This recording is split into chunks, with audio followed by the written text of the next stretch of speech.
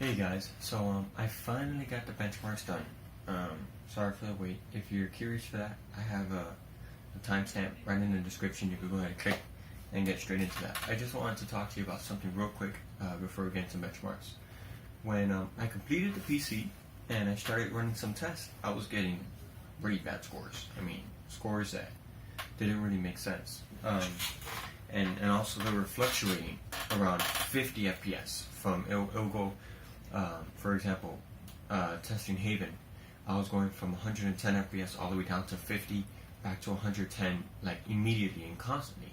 So I uninstalled drivers, I reinstalled drivers, I verified all the connections were solid on the power supply. I looked at the GPU load and it was only being utilized like around 10-20% on average. I double checked everything. I uninstalled Haven, I ran other tests, and the CPU was doing fine, but the GPU just wasn't performing. And I finally found out what the problem was. It was this, the power cord. So, the reason why I'm saying this is because this is the last thing that I would have thought would cause that issue. The way that I found out that it was this was that when I was moving the PC around and I was replugging it in, I noticed that the power cord didn't really fit snugly. So I'm like, why don't I just change it? So I popped in another one I had. It was very snug, very tight. Everything worked just like normal. I was able to get the benchmarks. All the scores looked good. So I was able to do that. But just in case you guys ever have maybe a similar issue where you're losing performance, you've tried everything software-wise, everything on the BIOS looks fine, don't overlook this. I did, and I paid a couple hours for it, but I'm glad it's solved, and we're good to go. So here are the benchmarks. So before we get into the benchmarks, here is some of the RGB features that are included with this computer, with the motherboard and the heatsink. The actual heatsink has that ring, which I'm going to show you now in a bit. So that ring, as you can see, you could choose any color you like. You could turn it off. You also have different styles. It could be static. It could be cycling.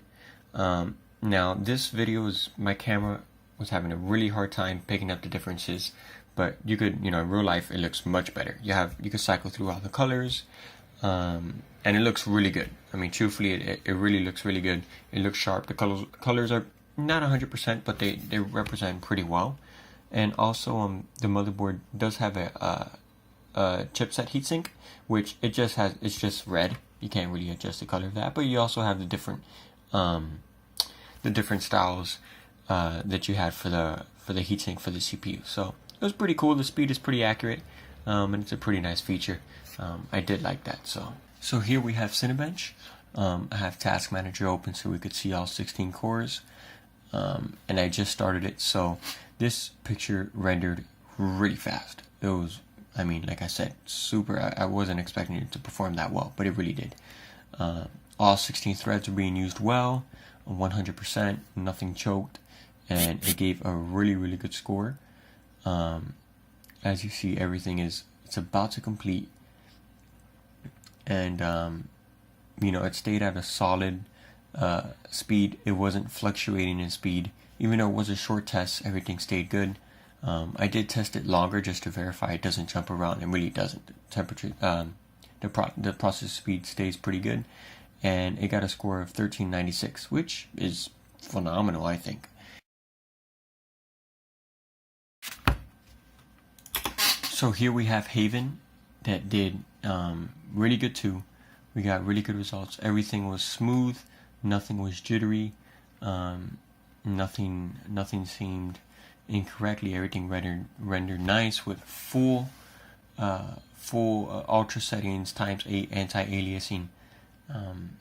Everything else was set to the max. So it got a really, really good score of, I'll tell you right now, 91.6 frames average per second, and it got a score of 2306. So that's pretty good too. Let's move on to the next one. Now, I also wanted to run Valley. I know they're both running on the same engine, really similar, but just to get a better idea of how it does with some older benchmarking tools. And here it also shined great. we saw a score of an average of 79.6 FPS and a score of 3331. So that's pretty good too, and that's everything again maxed out completely. So here we're using all 16 threads, 100% usage, and this is how it sounded after about 20 minutes.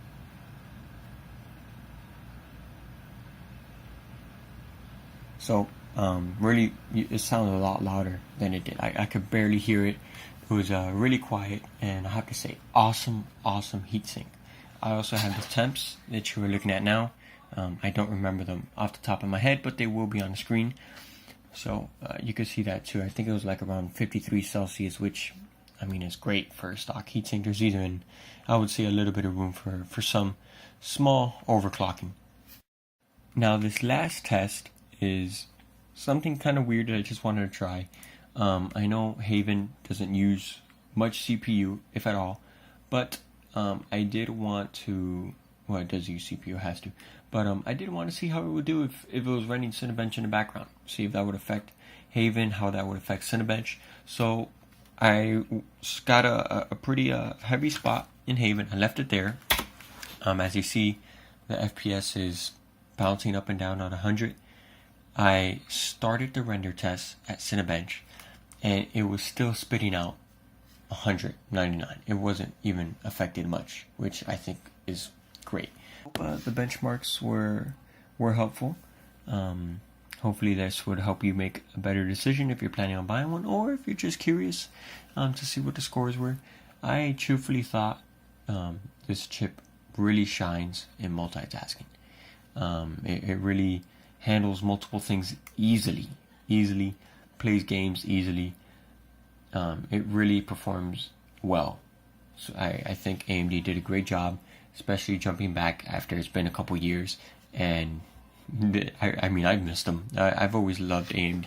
I have one of my laptops. It's a i7, and it performs great. But I've always loved AMD, and I'm glad that they're able to join and bring some competition back into the market. So that's good for everyone.